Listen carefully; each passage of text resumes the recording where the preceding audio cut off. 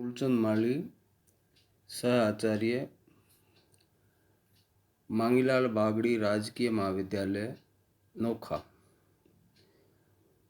आज हम BSc part second के सेकंड पेपर साइटोजेनेटिक्स के जेनेटिक इनहेरिटेंस और मेंडलिज्म, आनुवांशिक वंशागति अथवा मेंडलवाद, इसके बारे में अध्ययन करेंगे। प्रिय विद्यार्थियों, आनुवंशिकता विज्ञान की जिस शाखा के अंतर्गत आनुवंशिकता का अध्ययन किया जाता है उसे जेनेटिक्स कहते हैं।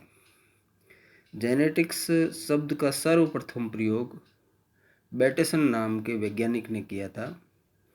Science which deals with the heredity and variation, आनुवंशिकता और विभिन्नताओं का अध्ययन करने वाली विज्ञान की शाखा को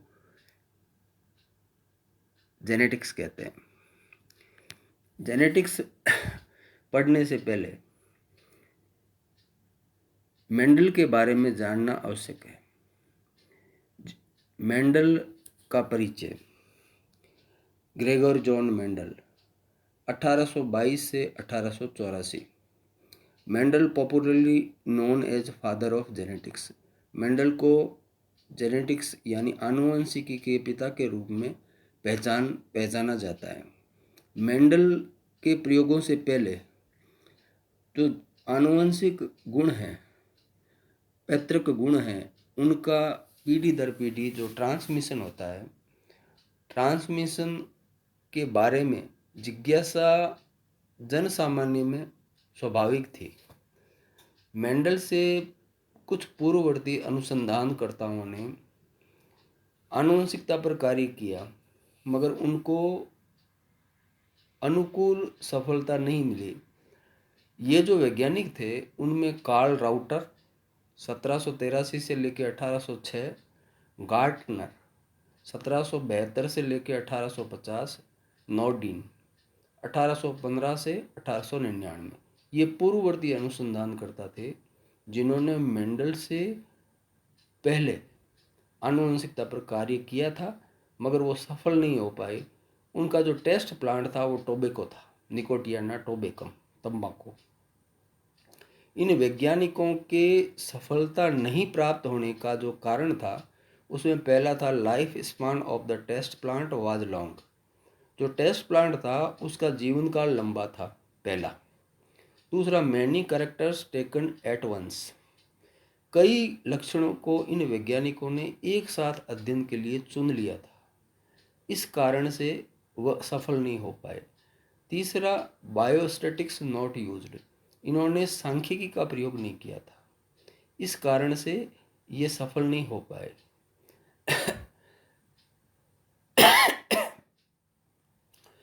ग्रेगोर जॉन मेंडल का बर्थ 22 जुलाई 1922 सिलीसिया विलेज हिंजनडार्फ में हुआ था, जो वर्तमान में चेकोस्लोवाकिया में है। मेंडल ने 1842 में बीए सेकेंड ईयर फिलॉसफी में किया था और 1843 में ये पादरी बन गए थे।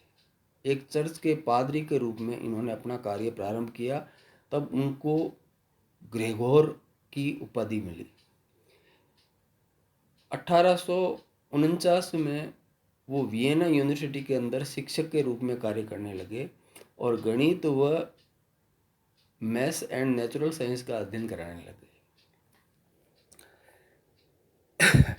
1857 से 1865 तक 8 साल तक मेंडल ने मटर के प्लांट पर प्रयोग किए। पाइसम सटाइवम, ये जो गार्डन पी है इस पर उन्होंने विभिन्न प्रकार के प्रयोग किए और गार्डन पी का चयन करके उन्होंने अपने जो प्रयोग थे उन सभी प्रयोगों को, एक 8 साल के जो प्रयोग थे उन सभी प्रयोगों को और उन प्रयोगों के निष्कर्षों को the annals in annals proceedings of the natural history society of Brunn. ये एक मैगजीन है, एक रिसर्च जर्नल है, जिसमें उन्होंने हाइब्रिडाइजेशन इन प्लांट्स, पादपों में संकरण नामक शीर्षक के अंतर्गत पब्लिश करवाया। These documents are called Mendelism. ये जो प्रयोग थे, उन प्रयोगों का जो संधारण किया, इनका जो डॉक्यूमेंटेशन किया, उन डॉक्यूमेंट्स और उनके रिजल्ट्स और कंक्लूडिंग जो भी कंक्लूड थे, उन सब को सामूहिक रूप से मेंडलिज्म नाम दिया। मेंडल के मृत्यु के 84 में उनकी मृत्यु हो गई। मृत्यु के पश्चात 19वीं शताब्दी के अंत में 3 अलग अलग देशों के वैज्ञानिक थे। हॉलैंड के हुगो डी व्रीज, जर्मनी के कार्ल कोरेंस, ऑस्ट्रिया के एरिक वान सर्माक। इन तीनों वैज्ञानिकों ने आनुवंशिकता पर एक्सपेरिमेंट किए और एक्सपेरिमेंट करके जो पुरानी रिसर्च थी उनको देखा और अपनी रिसर्च को कंपेयर किया, तो उन्होंने पाया कि हम जो आज ये कार्य कर रहे हैं, ये कार्य 30 साल पहले ग्रेगोर जॉन मेंडल नाम का व्यक्ति कर चुका है। उसने ये सारे रिजल्ट निकाल चुके। तो इन तीनों वैज्ञानिकों ने, हॉलैंड के हुगो डी वेरिज, जर्मनी के कार्ल कोरेंस, ऑस्ट्रेलिया के एरिक वान सर्मक, इन्होंने मेंडल के कार्य को रीडिस्कवरी ऑफ मेंडलिज्म ये नाम दिया और मेंडल को फादर ऑफ जेनेटिक्स के ओहदे से सम्मानित किया। मेंडल ने जो ब्रून का लोकल मार्केट है, वहाँ से 34 तरह के मटर के पौधों के बीजों का कलेक्शन किया और उनमें से 7 गुणों का चयन किया। मेंडल ने जिन 7 गुणों का चयन किया, उसमें 3 बीज के करैक्टर थे, सीड करैक्टर थे, 2 करैक्टर पोड करैक्टर थे, फली के गुण थे, और 2 करैक्टर थे, 2 जो गुण थे वो तने के गुण थे। जो बीज के लक्षण थे, उनमें बीज का शेप राउंड व रिंकल्ड, गोल या जोरीदार, कोटिलीडोन का कलर येलो, ग्रीन, पीला, हरा, कोट कलर ग्रे, धूसर और वाइट, ये 3 बीज के 3 करैक्टर लिए, बीज के 3 गुणों का चयन किया। बीज की शेप राउंड है, गोल है या रिंकल्ड है, झुर्रीदार है। कोटिलीडोन का कलर पीला है, येलो है या ग्रीन है। कोट कलर ग्रे है या वाइट है। पोड करैक्टर्स, ये 2 पोड करैक्टर लिए। फली के गुण, उसमें shape inflated, constricted, colour green, yellow, हरी है या पीली है। दूसरा स्टेम करैक्टर, स्टेम करैक्टर में पोजीशन, फ्लावर की पोजीशन एक्सियल, टर्मिनल, प्लांट की हाइट टॉल एंड ड्राफ्ट, पौधा लंबा है या बुना। ये 7 गुण मेंडल के द्वारा चयन किए गए और इन 7 गुणों को लेकर मेंडल ने अपने एक्सपेरिमेंट कंडक्ट किए और उन एक्सपेरिमेंटों को कंक्लूड किया और उन कंक्लूड जो एक्सपेरिमेंट्स थे उनको एक पेपर के रूप में पब्लिश कराया। अब बात आती है कि मेंडल की सफलता का कारण क्या था। मेंडल से जो पूर्ववर्ती रिसर्चर थे, जो अनुसंधान करता थे, उनको सफलता नहीं मिली और मेंडल को सफलता मिल गई। इसका कारण क्या था? इसका जो कारण था, उसमें मेंडल की सफलता का कारण था कि मेंडल को भाग्य, दूरदर्शिता, गणितीय पृष्ठभूमि तथा वैज्ञानिक उपयुक्तता, मैथमेटिकल बैकग्राउंड, साइंटिफिक एप्टीट्यूड के कारण अपने प्रयोगों में सफलता प्राप्त हुई। उसकी सफलता के कारणों का निम्न प्रकार से विवेचन किया जा सकता है। पहला, मेंडल ने जो पूर्ववर्ती वैज्ञानिक थे जिन्होंने प्रयोग किए उनमें जो असफलता के कारण थे उन सभी कारणों का गंभीरता से अध्ययन किया और उनको एलिमिनेट किया।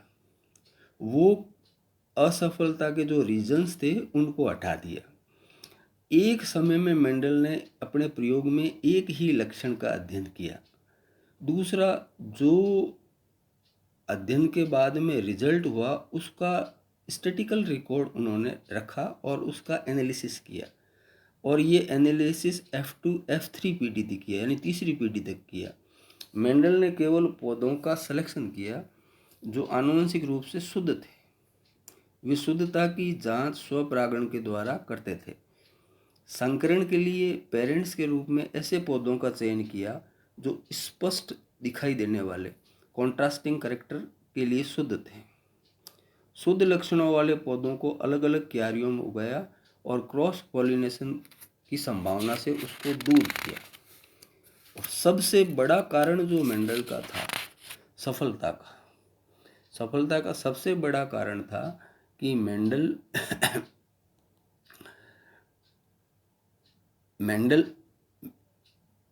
ने मटर के पौधे का चुनाव किया। मटर के पौधे का चुनाव करने के कारण से मेंडल पहली बात कि मटर का पौधा 1 वर्षीय है, हर्ब है, उसका जीवन काल बहुत छोटा है और कम समय में समाप्त हो जाता है। ये पुष्प बना लेता है, इसका बीज बना लेता है।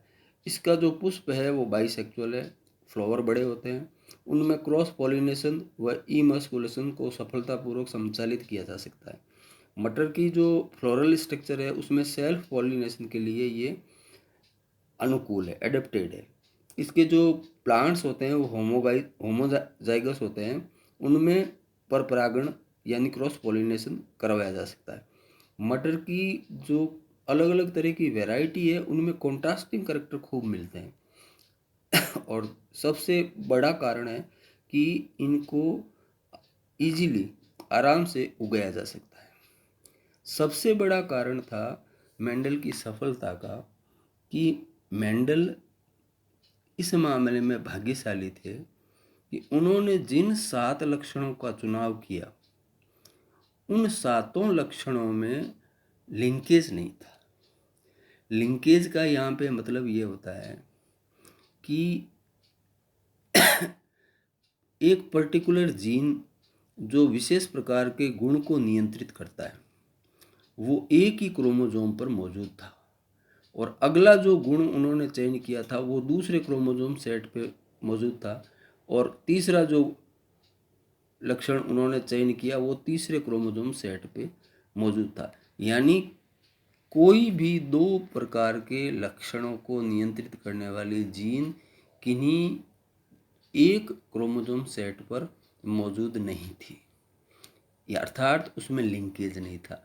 लिंकेज नहीं होने के कारण से मेंडल ने अपने जो एक्सपेरिमेंट थे उनको कंक्लूड किया। धन्यवाद। इसके बाद का जो टर्मिनोलॉजी का भाग है वो अपन नेक्स्ट लेक्चर में करेंगे।